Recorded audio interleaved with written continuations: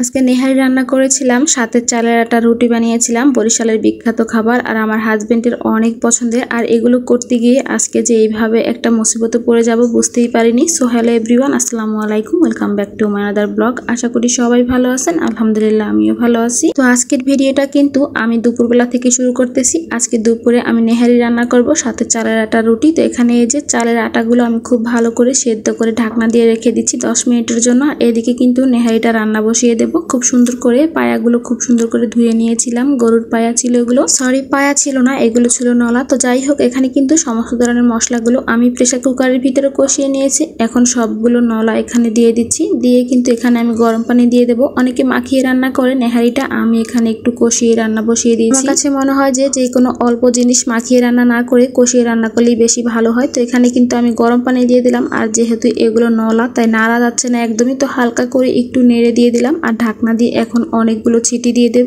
একদম ভালো করে সেদ্ধ হওয়া পর্যন্ত। তো আমি কিন্তু প্রেসার কুকারে নলাগুলো বসিয়ে দিয়ে সমস্ত কিছু গুছিয়ে নিয়েছিলাম, মানে রুটি বানানোর জন্য সবকিছু গুছিয়ে নিয়েছিলাম, আটাগুলো মথে নিয়েছিলাম। আর এদিকে এসে দেখি সিটি উঠে একদম সমস্ত মশলাগুলো প্রেসার কুকার থেকে বের হয়ে গেছে। আমি সকালেই চুলাটা পরিষ্কার করে নিয়েছিলাম, রান্না করার সময় চুলাটা একদম মেখে গেছে, কি যে একটা মুসিবত হয়ে পড়ে গেছি। তো রান্না শেষ করে কিন্তু আবারও চুলাটা পরিষ্কার করে নিয়েছিলাম। আর এখন সিটি বেশি করে দিয়ে সেদ্ধ হওয়ার পরে আমি কড়াইতে নামিয়ে কিছুক্ষণ ফুটিয়ে নিলাম। আর রান্না শেষ হওয়ার আগে কিন্তু আমি এখানে গরম মশলার গুঁড়া আর সাথে একটু ভাজা জিরার গুঁড়ো দিয়ে দিলাম। আর এদিকে কিন্তু আমি রুটিগুলো অল্প অল্প করে বানাচ্ছি আর অল্প অল্প করে ভেজে নিচ্ছি। অল্প অল্প করে বানিয়ে অল্প অল্প করে ভেজে নেওয়ার কারণ হচ্ছে আমি চালের আটার গুঁড়ো দিয়ে কখনোই চালের আটা রুটি বানাই না, তাহলে একদম মুছতে হয়, ঝামেলা হয় অনেক। তাই আমি আটা দিয়ে কিন্তু চালের আটা রুটিগুলো বেলে নিই, তাহলে একদম মোচার ঝামেলা নেই, খুব সুন্দর করে দিয়ে দিয়ে রুটিগুলো ভেজে নেওয়া যায়। আমি যেহেতু এক হাতে বানাচ্ছি, এক হাতে ভেজে নিয়েছি, তাই রুটিগুলো অনেকগুলো দাগও পড়ে গেছে, একদম সুন্দর সাদা হয়নি কয়েকটা, আর কয়েকটা কিন্তু খুব সুন্দর সাদাও হয়েছে। সাথে সাথে কিন্তু আমার বড় আব্বা যেন কয়েকটা ভেজে দিয়েছিল, ওরগুলো একটু বেশি লাল লাল হয়ে গেছে। রুটি আর নেহারি রান্না করা হয়ে গেলে আমার ছোট আব্বা জানের জন্য আমি একটু পোলাও রান্না করব, সাথে একটু ডিমের কোরমা করব। ডিমের কোরমা আর পোলাওটা কিন্তু আমার ছোট আব্বা জান অনেক বেশি পছন্দ করে। ও যেহেতু নেহারি আর চালের আটা রুটি খেতে পারবে না, বড় আব্বা জান খেতে পারবে। তারপরও 3টা ডিমের কোরমা করেছিলাম যেন আমার বড় আব্বা জান খেতে পারে। তো এখানে আমি পোলাওটা বসিয়ে দিলাম। আর সাথে একটু কথা বলি, আমি যে চালের আটা রুটিগুলো বানিয়েছিলাম, চালের আটার সাথে কিন্তু আমি সামান্য পরিমাণ আটাও দিয়েছিলাম যেন রুটিগুলো নরম হয়, তাহলে কিন্তু রুটিগুলো বাসি হয়ে গেলেও নরম থাকে। আর যেহেতু বানানোর সময় আমি চালের আটা দিয়ে বানাইনি,